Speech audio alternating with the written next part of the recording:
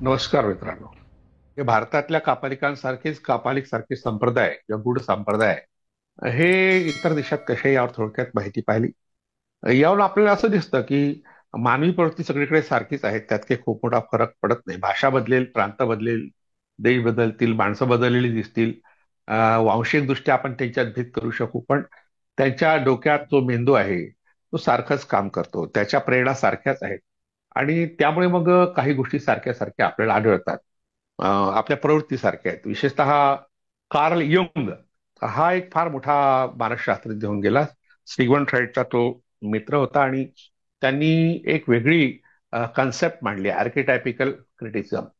आता हा शब्द मी वापरला, आर्किटायपिकल क्रिटिसिझम, पण मुळात तो कार्ल युंगचा शब्द नाही. नॉर्थ ऑफ फ्राय नावाचा त्यांचा जो शिष्य होता त्यांनी वापरलेला हा शब्द आहे. आणि मग साहित्याची समीक्षा करायची असेल तर ही जी आर्किटाईप कन्सेप्ट आहे तिच्या आधारे कशी करायची याचं एक शास्त्र त्यांनी बनवलं. त्याला आर्किटायपिकल क्रिटिसिझम म्हणतात. आणि मराठीत त्याला आदिबंधात्मक समीक्षा या नावाने ओळखलं जातं. आपल्या मराठीमध्ये बसू पाटील आणि गंगाधर पाटील, गंगाधर की पुरुषोत्तम, हा गंगाधर पाटील, या दोघांनी या आर्किटायपिकल क्रिटिसिझमवर मराठी भाषेत लिहिलंय. त्यांच्या नंतर मग दिके वेडेकर किंवा अलीकडे पुराकथांचा अर्थ लिहिणारे स डांगे, या लोकांनी मोठ्या प्रमाणात नाही पण केलं, काही काही काम मराठीत झालाय. तर असा एक आर्किटाईप हा जो एक प्रकार आहे, आदिबंध ज्याला म्हणतो, तो काय आहे तर त्याची थोडक्यात माहिती देतो, खूप काही नाही.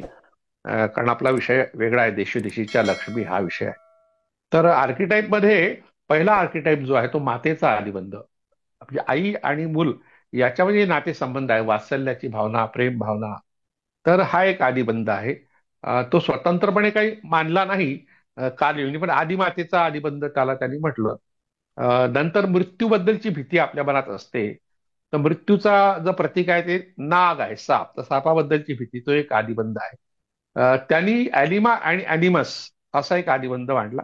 तर स्त्रियांच्या मनात पुरुषांबद्दल वाटणारं आकर्षण आणि पुरुषांच्या मनात स्त्रियांबद्दल वाटणारं आकर्षण हे अगदी नैसर्गिक आहे. तर हा एक आदिबंध आहे. आदिबंध म्हणजे जेव्हा माणसाला भाषा अवगत नव्हती अशा काळामध्ये त्याच्या मेंदूमध्ये ज्या काही प्रतिमा किंवा ज्या काही संकल्पना तयार झाल्या, कन्सेप्ट, त्या कन्सेप्टला त्यांनी आदिबंध, बंध म्हणजे साचा, म्हणजे काही भावनांचे साचे तयार झाले, तो साचा सगळीकडे तो वापरतो. आणखी एक आदिबंध त्याने ट्रिकर हा मानलाय. काही लोक गमतीदार असतात, स्वतःही गमती करत राहतात, इतरांनाही हसवत राहतात. कुटुंबात सुद्धा अशी काही मंडळी असतात, समाजात असतात. आणि गावात सुद्धा अशी एक व्यक्ती असते, ती काहीच करत नाही. बहुतेक गावातले लोक शेतावर जातात, कामं करतात, पण ही गावातली व्यक्ती नुसतीच गप्पा गोष्टी करत असते. आमच्याकडे विदर्भात त्याला नाकष्ट्या किंवा अकष्ट्या, कष्ट न करणारा म्हणून हिणवतात. पण त्याचं काही अडत नाही त्यामुळे हिणवल्याने. तो पारावर बसला असतो सतत, लोकांकडून बिड्या बिड्या पित असतो, पैसे घेत असतो, खायला वगैरे काय त्याला मिळत असतो, आणि छान त्याचं राहणीमान सुद्धा खूप चांगलं असते. तर अशा तऱ्हेने हा ट्रिकर जो आहे त्याला विदूषक सुद्धा म्हटलाय. आणि तो फसवणूक करणारा असतो, प्रामुख्याने लोकांना फसवतो, गोड गोड बोलून म्हणा, खोट्या माहिती सांगून, विनोद करून. तर हा एक आदिबंध कालयुगनी बांधला. आणखी आपल्या घरात वृद्ध व्यक्ती असते, आई असते किंवा आजी असते किंवा आजोबा असतात किंवा वडील असतात. तर यांनी खूप जग पाहिलं असतं, आपल्यापेक्षा जास्त पाहिलं असतं, पण त्यांच्या ज्ञानाचा फायदा आपल्याला होतो. म्हणून वृद्ध व्यक्तीचा एक आदिबंध हा कार्ल बांधला. आपल्याकडे लहान मुलं आजारी पडलं की पटकन आजीबाई काही औषध सांगते, तर त्याला आजीबाईचा बटवा म्हणतात. तिच्या बटव्यात अशा अनेक गोष्टी असतात, सागरगोटी सारख्या, पारा, आपल्या अनेक गोष्टी असतात, तर त्या औषध म्हणून वापरता येतात. बुरड शेग असते, हा गोड लागली वगैरे, तर ताप आला असताना काय द्यायचं. आता खेड्यापाड्यात सुद्धा मेडिकल स्टोअर असल्यामुळे तशा काही अशा आजीबाईच्या बटव्याची गरज नाही, पण तिचा अनुभव आपल्या कामात येऊ शकतो. अशा वृद्ध व्यक्तीबद्दलचा आदर, त्यांची गरज, हा एक आदिबंध त्यांनी मानला. अशा 5 ते 6 आदिबंध त्यांनी मानले. मग त्यांची संख्या 20-21 पर्यंत गेली, अनेकांनी आपापल्या परिणिती वाढवली. तर हा जो आदिबंध आहे त्याहून एक आपल्याला कळतं, माणूस इथून तिथून सारखाच आहे, तो सारखाच विचार करतो. त्याच्या गरजा सारख्या आहे, समस्या सारख्या आहे, त्या समस्यावर तर समाधान आहे ते सारखंच निघतं. म्हणून आपल्या देशात अमुक देवता आहे, इतर देशात नाही, असं म्हणणं हे चुकीचं ठरतं. एकदा मी नागपूरला, शरद यादव फार मोठे नेते होते समाजवादी पार्टीचे, आणि आता ते वारले नुकतेच त्या 1-2 वर्षात. तर त्यांनी भाषणात असं म्हटलं होतं, इस हराम जाने देश में सरस्वती नाम की एक देवता है, लेकिन यहाँ सबसे बड़ा अंधकार है ज्ञान के क्षेत्र में, म्हणजे अज्ञानी लोक जास्त आहेत किंवा लक्ष्मी आहे पण गरीब जास्त आहेत. तर अशा भाषणातून म्हणजे पुरोगामी लोक प्रचार करताना, प्रबोधन करताना अशा प्रकारची भाषणं देतात, अशा प्रकारची माहिती देतात की बा आपल्याकडे सरस्वती आहे पण अडाणी लोक का आहेत, आणि आपल्याकडे लक्ष्मी आहे तर गरीब लोक काय आहेत, हा प्रश्न सतत विचारला जातो. पुरोगामी चळवळीत लोक हा विचारत असतात. पण त्यांना हे माहित नसतं की आपल्यासारख्याच देवता जगाच्या पाठीवर सगळ्या देशांमध्ये आहे, सारख्या सारख्या.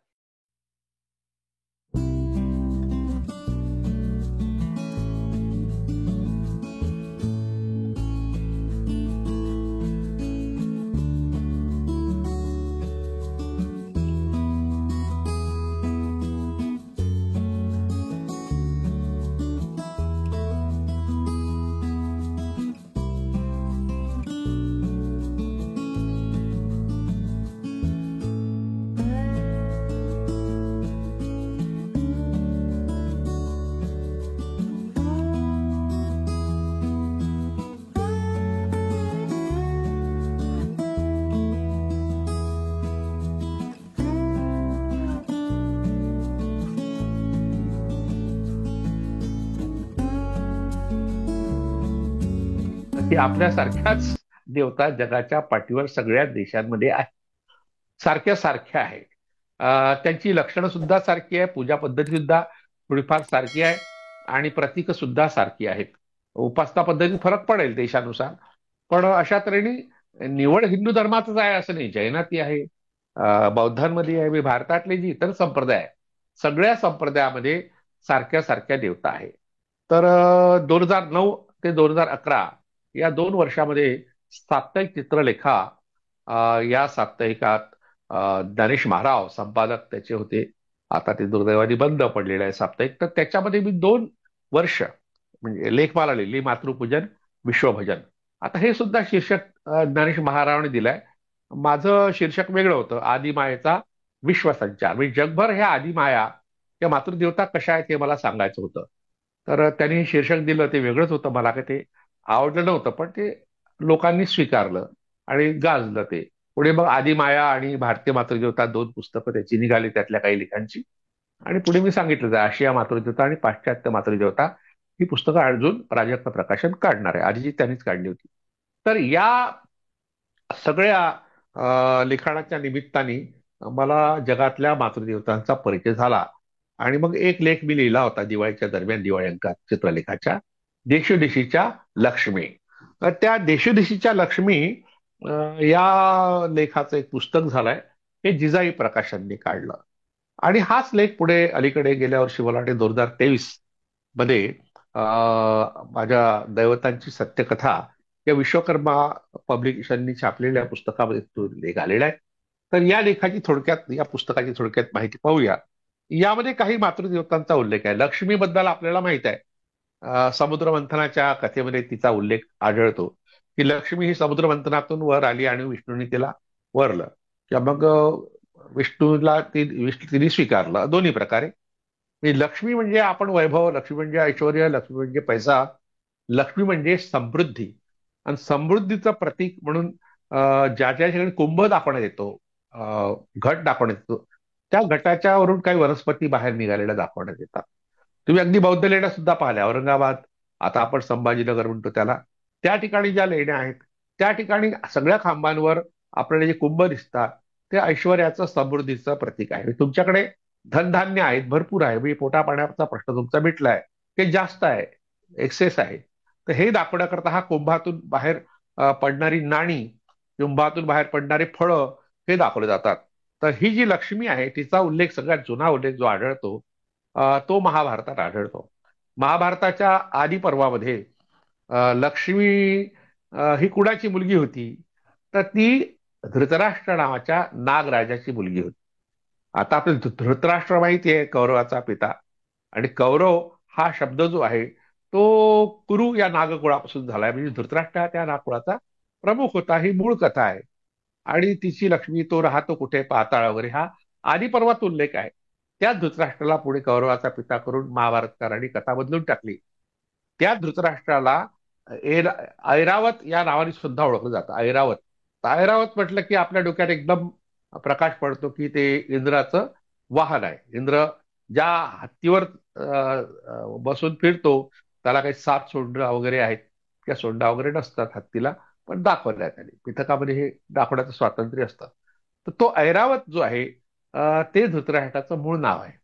आणि बौद्ध साहित्यामध्ये किंवा बौद्ध लेण्यांमध्ये भारूड किंवा सांची किंवा इतर ठिकाणी सारनाथ त्या ठिकाणी जे शिलालेख सापडले आहे त्या ठिकाणी एलापतो नागलाजा असा उल्लेख आहे. रचा ल झालेला एला ऐरावत नागर राजा म्हणण्याची नागलाजा अशा प्रकारची एक ओळ ब्राह्मी लिपीमध्ये आढळली आहे. याचा अर्थ नागकुळात ऐरावत नावाचा एक राजा होता. त्याला धृतराष्ट्र हे म्हटलं जात असे. त्याची मुलगी लक्ष्मी होती. अशा तऱ्हेची माहिती आपल्याला बौद्ध ग्रंथातून आणि महाभारताच्या आदिपर्वातून मिळते. तर लक्ष्मी ही मुळात नागकुळातली आहे. आता ती कमळावर बसली असते तर कमळावर कसं काय बसणार आहे कोणी? आता कमळ हे मोठं असून असून किती असणार आहे? म्हणजे माणसाचा भार, शरीराचा भार सहन करण्याचा कमळ तर अजून काही आपण पाहिलं नाही. पण कमळ हा जो शब्द आहे तो कंबल या नावाच्या नागराजाहून आलाय. म्हणजे नागांची जी नवनाग जे आहेत बांधले गेले आहेत त्यामध्ये कंबलम नावाचं एक नाग आहे. कंबलचं नाव पुढे कमल झालं. आणि मग त्या कमळाशी लक्ष्मीचं काय नातं आहे? तर कमळ नावाच्या नागराजांनी लक्ष्मी या देवतेला किंवा या स्त्रीला स्वीकारलं असा सरळ सरळ मानवी अर्थ. दुसरा अर्थ असा होतो की कमळ या नागराजाशी संबंध लक्ष्मीचा आला आणि त्यातून मग ती प्रतिष्ठित झाली. आता ही लक्ष्मी जी आहे अशा तऱ्हेने आपण महाभारत आणि बौद्ध साहित्यावरून तिचा शोध घेतो. तर तिचं मूळ अभ्यासकांनी श्री या मातृदेवतेस शोधलं. श्री नावाची एक मातृदेवता ऋग्वेदामध्ये आपल्याला आढळते आणि तिच्यापासून मग लक्ष्मी ही देवता तयार झाली असं अभ्यासक मानतात. आता अभ्यासकांचं एक गट असा मानतो की श्री ही मातृदेवता कुठून आली? ते सिरिमा नावाच्या मातृदेवतेतून आली. भरूचच्या स्तूपामध्ये सिरिमा या मातृदेवतेची मूर्ती आहे, शिल्प आहे. आणि तिच्या पायाखाली लिहिलं आहे, तिचं नावच लिहिलं आहे. त्यामुळे आपल्याला कळतं की तिला यक्षी म्हटलंय, सिरिमा यक्षी. आणि उस्मानाबाद जिल्ह्यातलं जे तेर नावाचं गाव आहे, उस्मानाबादला आपण आता धाराशिव म्हणतो, त्या ठिकाणी जे तेर गाव आहे त्या ठिकाणी सिरिमा या मातृदेवतेची हस्तिदंताची मूर्ती सापडली आहे. आणि ती मूर्ती कशी आहे की आरशाची जी मूठ असते त्या मुठेच्या ठिकाणी आलेली आहे. आता सिरिमा शब्द हा श्रीचं मूळ मानलं गेलं. मग सिरिमा म्हणजे काय? तर कॉम्रेड शरद पाटलांनी याचा खूप चांगला अर्थ लावलाय.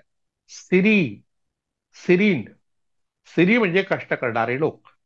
आणि सिरी हा शब्द प्रामुख्याने शेतीसाठी वापरतात.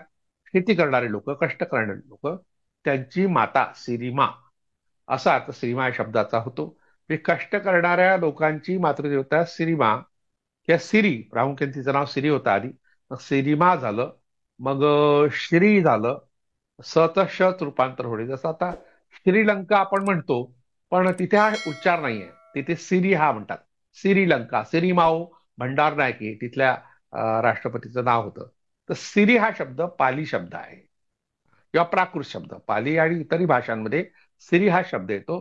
तर तिच्यापासून लक्ष्मी ही मातृदेवता तयार झाली. ती नागकुळातली होती. नागकुळातल्या लोकांनी प्रामुख्याने पाली भाषेला प्रोत्साहन दिलेलं आहे. बौद्धांना जे महत्व आलं म्हणजे बौद्ध धर्माला, तर ते महत्व येण्यामागे नागकुळातले लोक, नाग ज्यांचं कुलचिन्ह आहे असे लोक होते. म्हणून बऱ्याच ठिकाणी आपण जर बौद्ध लेण्यात गेलात तर त्या ठिकाणी आपल्याला बुद्धाची मूर्ती आहे, ती कमळावर बसलेली. त्या कमळाचा देठ जो आहे तो देठ धरणारे नंद आणि उपनंद हे दोन नागराजे दाखवले. हे भाऊच होते. म्हणजे त्यांनी पहिल्यांदा बुद्धाला मदत केली त्याची आठवण सर्वच बौद्ध लेण्यांमध्ये आपल्याला आढळते.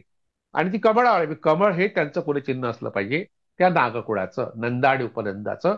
आणि त्यांनी मदत केली श्रीला, त्यांनीच मदत लक्ष्मीला, त्यांनीच मदत केली बुद्धाला. म्हणजे बुद्ध आणि लक्ष्मी यांच्यात हे साधर्म्य दाखवण्याचा प्रयत्न बौद्ध लेण्यात आपल्याला दिसून येतो. तर हा जो सगळा प्रकार आपण पाहिला तर लक्षात येईल की ही लक्ष्मी मुळात बौद्धांनीच प्रस्थापित केलेली देवता आहे. पुढे तिचं रूपांतर गजलक्ष्मीत झालं. गजलक्ष्मीला पुढे भगवान बुद्धाची माया, महामाया किंवा मायादेवी आई जी होती, मायावती असंही तिला म्हणतात. आता मायावती एका राजकीय व्यक्तीचं नाव असल्यामुळे आपल्याला तेवढंच माहिती आहे. पण मायावती हे बुद्धाच्या आईचे नाव आहे. तर अशा तऱ्हेने जी लक्ष्मी बौद्धांमध्ये प्रस्थापित झाली ती विशेषतः महामाया म्हणून किंवा मायावती म्हणून किंवा मायादेवी म्हणून, बुद्धाची आई म्हणून.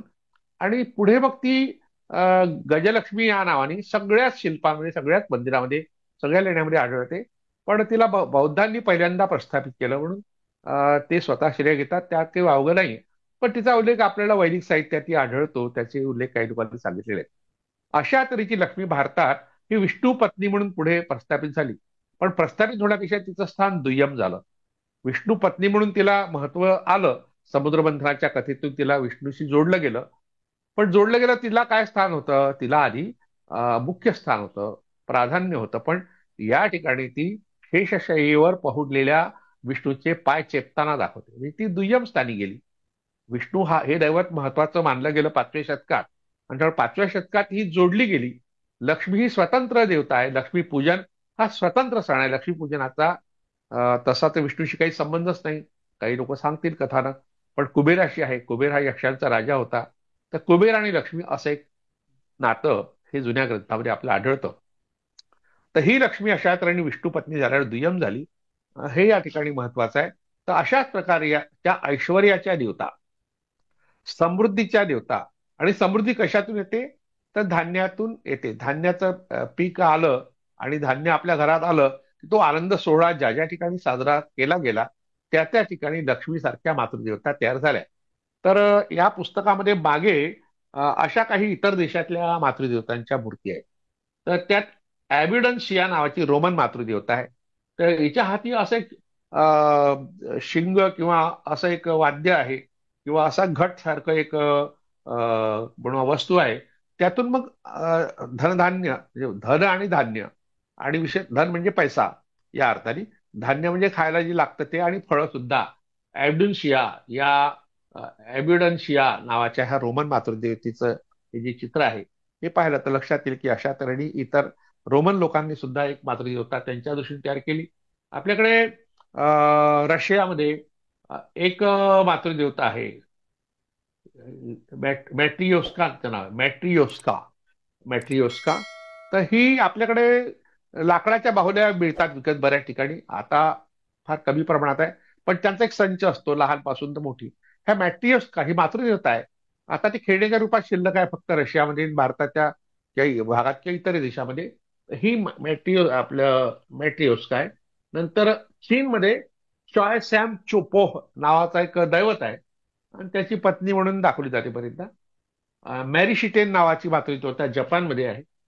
वसुधारा, नेपाळमध्ये वसुधारा नावाची मातृदेवता बौद्धांमध्ये आहे. ही भारतात सुद्धा बऱ्याच काही लेण्यांमध्ये आढळते. टायके टायके नावाची एक मातृदेवता आहे. तिच्या हाती असं एक पात्र आहे. त्या पात्रातून, अक्षय पात्र ज्याला म्हणता येईल, त्या पात्रातून नाणी निघतात बाहेर आणि काही ठिकाणी फळं निघतात. फॉर्च्युना नावाची मातृदेवता रोमन संस्कृतीमध्ये आहे. आणि रेने न्यूटेट नावाचे इजिप्तमध्ये मातृदेवता आहे. अशा अनेक देशामध्ये अनेक प्रकारच्या मातृदेवता आहेत. त्या सगळ्या मातृदेवतांच्या स्वतंत्र परंपरा आहेत, संप्रदाय आहेत. त्यांच्या पूजा परंपरा सुद्धा स्वतंत्र आहेत. त्या सगळ्यांची माहिती या पुस्तकात दिलेली आहे. तर हे पुस्तक मुळात तुम्ही वाचलं तर त्याचा आणखी फायदा तुम्हाला होऊ शकेल, जास्त माहिती मिळेल. यातून एकच संदेश आपल्याला द्यायचा आहे की जगात सगळीकडे सारखी संस्कृती आहे. आपण भारतीय संस्कृती हा शब्द जरी वापरत असलो, हा विशिष्ट भूभागासाठी असला, आणि तो अस्मितेचा, अभिमानाचा विषय आपल्यासाठी आहेच, नक्कीच आहे. पण केवळ आपण भारतापुरतं सीमित राहून चालणार नाही. आज तर अख्खं जगच एक लहानसं खेडं झालंय. ग्लोबल विलेज हे कन्सेप्ट गेल्या शतकामध्ये मांडली गेली. पुढल्या काळात अल्विन टॉफलरनी त्याची वेगळी व्याख्या केली थर्ड वेव्ह किंवा फ्युचर शॉक या ग्रंथामध्ये, की सगळीकडे सार्वत्रिकता कशी येईल ज्ञानाच्या बाबतीत, ज्ञानाचा स्फोट कसा होईल, आणि मग ज्ञान हे कोणी थांबू शकणार नाही. तसं फ्युचर शॉकमध्ये अल्विन टॉफलरने म्हटलं होतं की तुमची इच्छा असो वा नसो, तुमच्या घरात टीव्ही येईल. टीव्ही आला, डिजिटल आला, त्याचे आणखी प्रकार आले. मग तर कॉम्प्युटरमध्ये आला, लॅपटॉपमध्ये टीव्ही पाहता येतो किंवा मोबाईलमध्ये पाहता येतो. आता हे अलीकडला हा बदल आहे. पण जेव्हा टीव्ही नव्हता घराघरामध्ये तेव्हा त्यांनी सांगितलं तुमची इच्छा असो वा नसो तुमच्या घरी टीव्ही येईल, आणि त्यात जे कार्यक्रम असतील तुमची इच्छा असो वा नसो तुम्हाला पाहावे लागतील. आता ती स्थिती राहिली नाही. आता आपण रिमोट कंट्रोल करतो, रिमोटने कार्यक्रम बदलू शकतो. पूर्वी एकच कार्यक्रम असायचा आपल्या टीव्हीवर, आणि तो सरकारी कार्यक्रम असायचा. सरकार दाखवेल तेच पाहायचं, दुसरं पाहायची संधी नव्हती, ते स्वातंत्र्य आपल्याला नव्हतं. तर या सगळ्या टीव्हीचा ही जी कन्सेप्ट आहे, ही संकल्पना आहे, ही नंतरच्या काळात म्हणजे 1984 जॉर्ज ऑरवेल नावाचा एक इंग्लिश कादंबरीकार आहे.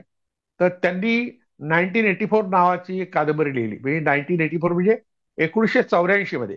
आता ही कादंबरी लिहिली त्यांनी खूप आधी, 70च्या आधी लिहिली.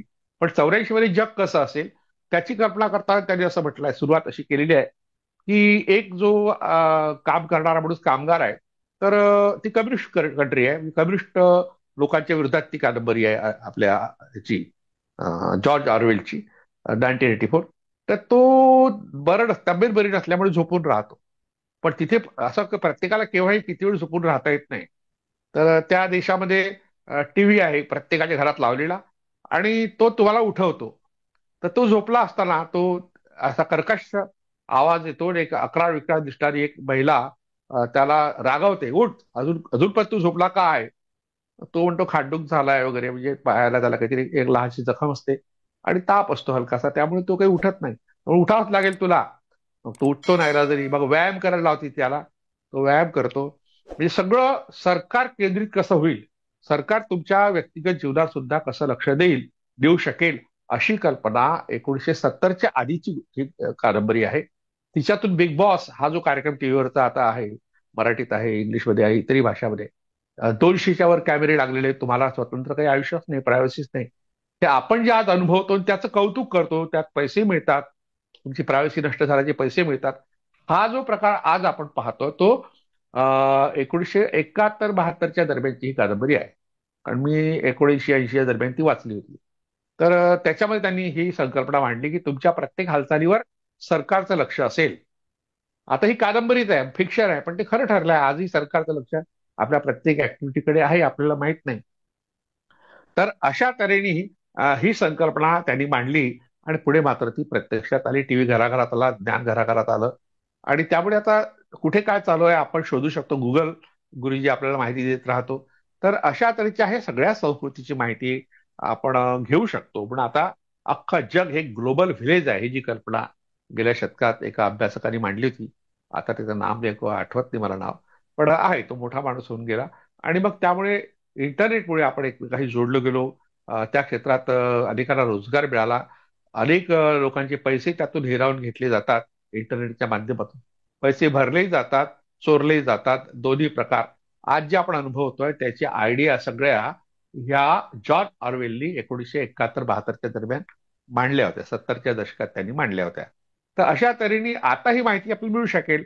पण तरीही अनेक अज्ञानी लोक आहेत. तुमच्याकडे टीव्ही आहे, तुमच्याकडे लॅपटॉप आहे, तुमच्याकडे कॉम्प्युटर आहे, किंवा मोबाईल सुद्धा. मोबाईल हा छोटासा कॉम्प्युटरच आहे, तरी आपण अडाणीपणा जोपासण्याचं आपलं स्वातंत्र्य अबाधित ठेवलंय. मूर्खपणाला काही अंत नसतोच, अज्ञानालाही अंत नसतो. हे अज्ञान अपार आहे आणि प्रत्येकाच्या घराघरात आहे. अशा काळात आपला धर्म श्रेष्ठ, आपली देवता मोठी, असं म्हणणं हे मूर्खपणाचं असताना, हा मूर्खपणा सगळ्याच धर्मातले लोक करतात. हिंदूच करतात असं नाही. हिंदूंनीच मूर्खपणाचा ठेका घेतला नाही, त्यात ख्रिश्चन सुद्धा आहे, बौद्ध सुद्धा आहे, मुस्लिम सुद्धा आहे. आता अशा एका गडबडीत मी सांगायचं राहून गेलो मागच्या भागामध्ये. असा सिरीज नावाचा एक संप्रदाय इस्लाममध्ये होता, इस्माइली संप्रदायामध्ये. आणि त्या संप्रदायाचा उच्चार हशिशीच असा पर्शियन होतो. पण काही लोकांनी त्यांना हशिश म्हणजे मादक द्रव्य सेवन करणारा वर्ग, आणि हे लोक मात्र आपल्या प्रतिस्पर्ध्यांना मारित असत. म्हणजे याप्रमाणे हिंदूंमध्ये कापालिक संप्रदाय आहे, ख्रिश्चनांमध्ये आहे, तसा इस्माइली म्हणजे इस्लाममध्ये सुद्धा आहे. तर ह्या सगळ्या सार्वत्रिकते मागचं कारण हे एकच आहे, मानवी प्रवृत्ती सारखी आहे. हेच या ठिकाणी सांगायचं आहे. या दिशोदिशीच्या लक्ष्मी या पुस्तकात याचा उहापोह थोडक्यात का होईना केला गेलाय. पुढे आपण मग अशा तऱ्हेने अनेक देवता अनेक देशात आहे. सरस्वती कशा आहे, गणपती सारख्या देवता आहेत, अनेक देवता आहेत. तर त्यांची संख्या फारच मोठी आहे. सूर्य देवता आहेत, मातृदेवता तर आहेतच आहेत. तर त्याविषयी थोडक्यात माहिती प्रत्येक भागात पाहत राहू.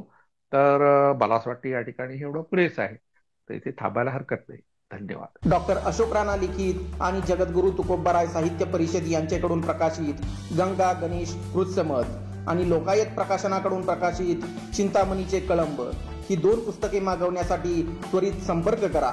संपर्क 96 89 94 0507.